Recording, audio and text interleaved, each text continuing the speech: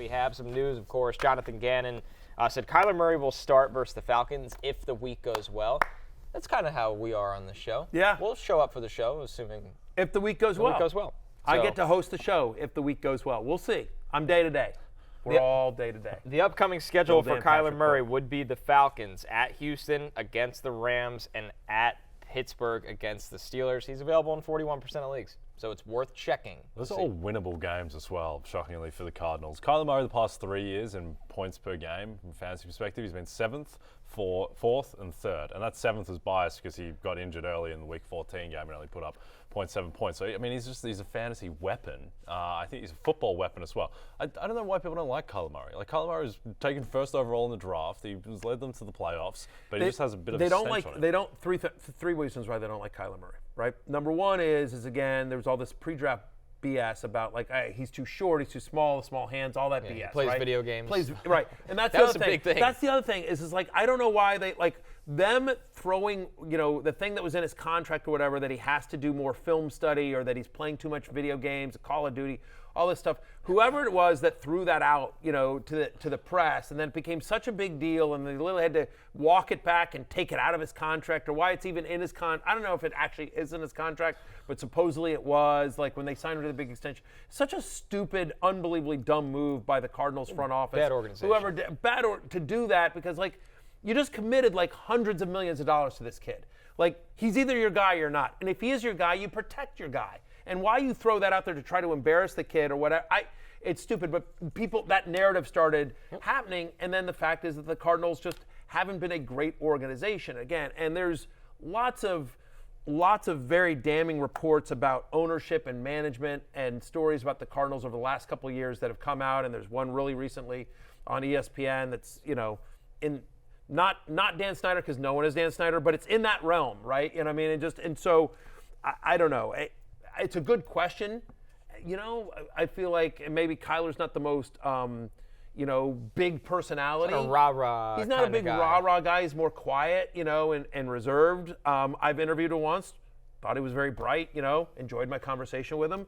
I don't get it either, but that's why people don't like him. It's just because, again, like the Cardinals have struggled. It's a bad organization, and they threw him under the bus with the whatever. But yes, he is a good NFL quarterback. He is he's a very good fantasy quarterback as well. And this offense has been, has moved the ball, whether it was Josh Dobbs or, Clayton Tune, whatever. But, like. Doesn't count. Hollywood Brown, Trey McBride, Michael Wilson, like there's some weapons on, and they might be getting James Conner back too. By the way, also check your waiver wire just to see if somebody dropped James Conner out there as well. So I don't know. We like Kyler Murray. Check to see if he's available in your league. Even if you have Josh Allen, even if you have Patrick Mahomes or Jalen Hurts, pick up Kyler Murray if you can, because that will give you something to trade, I promise you, after this week, after they play. Who does Arizona play this week again? The Falcons. Oh, the Falcons. Arthur Smith. Oh, come on. Stop. Yeah, they're winning that game. Good friend they're of the winning show, that game. Arthur Smith. Yeah, our pal, Artie.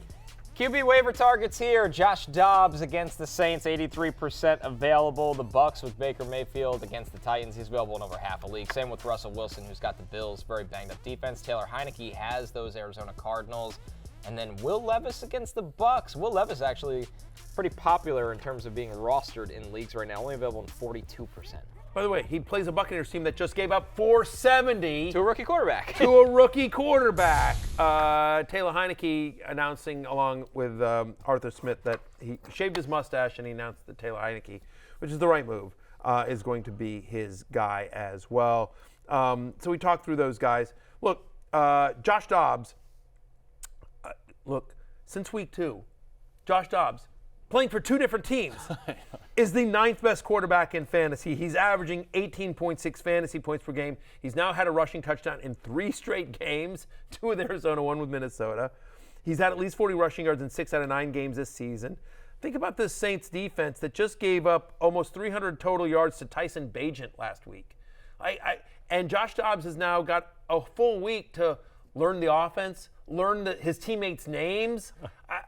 I do think because of the rushing, Dobbs is a viable QB streamer, and I think he's especially once he gets familiar with this offense, Vikings schedule is really easy the rest of the way. They've got a lot of weapons. It's a pass-first, fantasy-friendly offense. It's one of the reasons why we like Kirk Cousins coming into the season. And so Josh Dobbs, I think, is a borderline top 12-ish quarterback the rest of the way.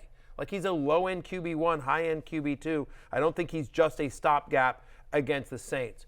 Worth noting, by the way, just while we were talking, Tom Pelissero of NFL Network reporting Justin Jefferson unlikely to play this week.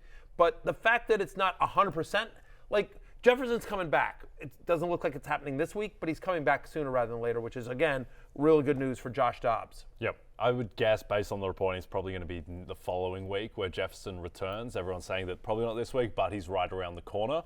So that would give him 2 games before their bye. And I think even without Jefferson, Dobbs showed that he can provide value. The rushing is real. Like, the guy's just an excellent rusher when it breaks down, and that's going to give him a very high floor. Let's look at the tight ends here. Of course, we know that Eagles tight end Dallas Goedert will be out. He's having surgery. He'll miss multiple weeks, so you might be in need of a tight end here. Hunter Henry, Jonnu Smith, Cade Ottenjay, top 5 tight end finish this week, and then Luke Musgrave to round out the list. Yeah, it's an interesting list. Jonnu Smith naturally breaks the big one Another top 5 tight against the Vikings. Hunter Henry, I think, will continue to get more involved, particularly with the injuries in New England. Luke Musgrave, just keep waiting for him to really happen, but I think he is a victim to Jordan Love at the moment. He is, but he had his best game of the season last week. He's had at least a 15% target share in 3 of the last 4 games. This is Luke Musgrave, by the way. Cade Otton now has 6 or more targets in 3 straight games. Baker Mayfield was on a quarterback waiver list. Again, that's another team that's just throwing more than you'd expect. It's a fairly narrow target tree. It's Evans and Godwin. It's Rashad White out of the backfield, and it's Cade Otton. I wouldn't chase the 2 touchdowns, but I do think that like he's a legit tight end too.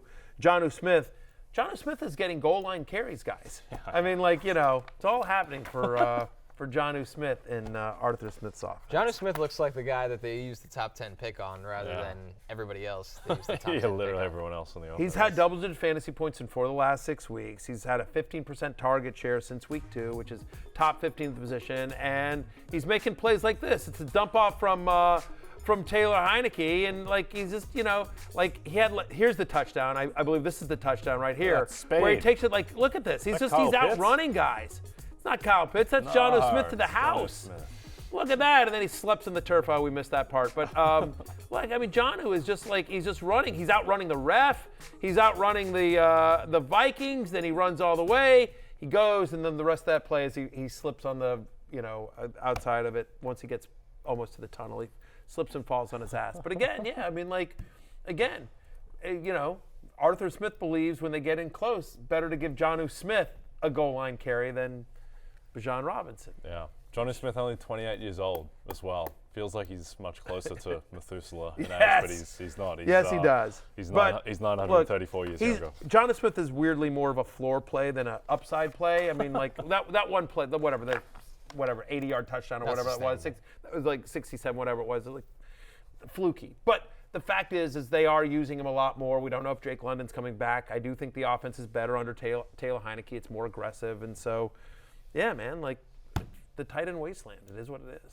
If you need a defense, the Seahawks against the Commanders, they're available in 59% of leagues. The Bears here, they have the Panthers. They're available in 97% of leagues. So you should be able to go out and get the Bears defense. And if you watch Monday Night Football, you know to stream your defense against the Jets offense. Yeah. So the Raiders, this is basically like picking up Max Crosby. Yeah. I was just going to say, what do you think? What was Max Crosby's reaction knowing he's got the Jets up next and then watching what I am going to be the favorite for Defensive Player of the Year after next week. That was his reaction. So get your Max Crosby tickets in now. And then cash out after he has 4 sacks against the Jets. Yeah. All right, if you pick one of these players up or defenses that we talked about, you probably have to drop someone. Here's some droppable players that are rostered in 50% or more of Yahoo leagues. Geno Smith, it's not been the season for Geno that we expected. Same with Derek Carr, Jordan Love, Darrell Henderson. KJ Osborne took that brutal hit. He's dealing with the head injury. And then Logan Thomas at the bottom of this, Matthew. I feel like this one hurts your heart a little bit. It does a little bit, but it hasn't exploded the way we hoped there for Logan Thomas. And again, we're not saying you have to drop these guys, but these are just some options that if you are looking for roster space, Henderson and Royce Freeman, by the way, if you took a flyer on either Rams running back as well. Osborne especially given the fact that we expect Jefferson back in Week 11. He's not there. The last one I want to mention here is Christian Watson, who's not on this screen. Again, it all depends on what you're dropping these players for.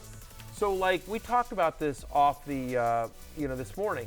If you were dropping Christian Watson for Tank Dell, I would make that trade in a heartbeat. Like, I prefer Tank Dell the rest of the season to Christian Watson.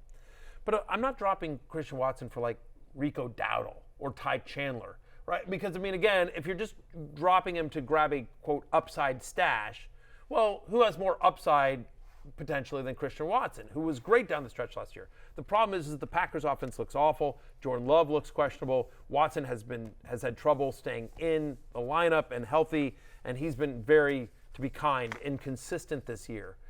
So I don't have a problem dropping Christian Watson. I mentioned this yesterday, but I wouldn't just drop him to drop him because there's upside there. I think it's an emotional thing where if Christian Watson's on your team, you're really frustrated. But if Christian Watson's on your waiver wire, you see upside and potentially Right. you want to pick him up. So I think that's the key there. And Watson, he was a monster down the end of last season, admittedly with Aaron Rodgers, but he does have a lot of upside the rest of the way. The more you know. Oh, it's perfect. Well done, Pete. There you go. Oh, fantastic. Okay. TheMoreYouKnow.com, apparently. They still do these videos. Okay, that's great. Pete's only with us one day a week Yeah. producing, but he really pours everything into that really one day. does. You have to respect it, especially He on the really does. call. Well, you know what it is?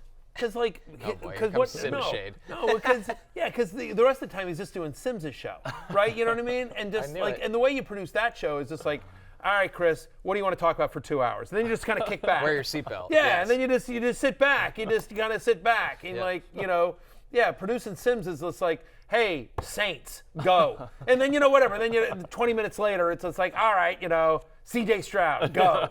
So it's a pretty easy gig.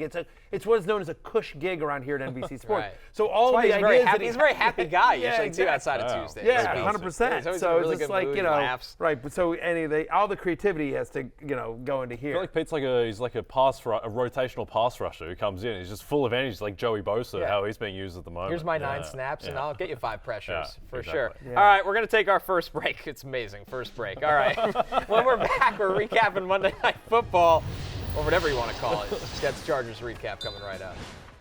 Hey, it's Matthew Berry from NBCSports.com and RotorWorld.com, and I want to thank you so much for watching whatever it is you just watched, or if nothing else, being too lazy to click out of the autoplay after this video started, after whatever it is you actually wanted to watch finished. But now that you're here, I'd like to take a moment here to ask you respectfully now, okay? I'm asking you respectfully to subscribe to the NFL on NBC YouTube channel.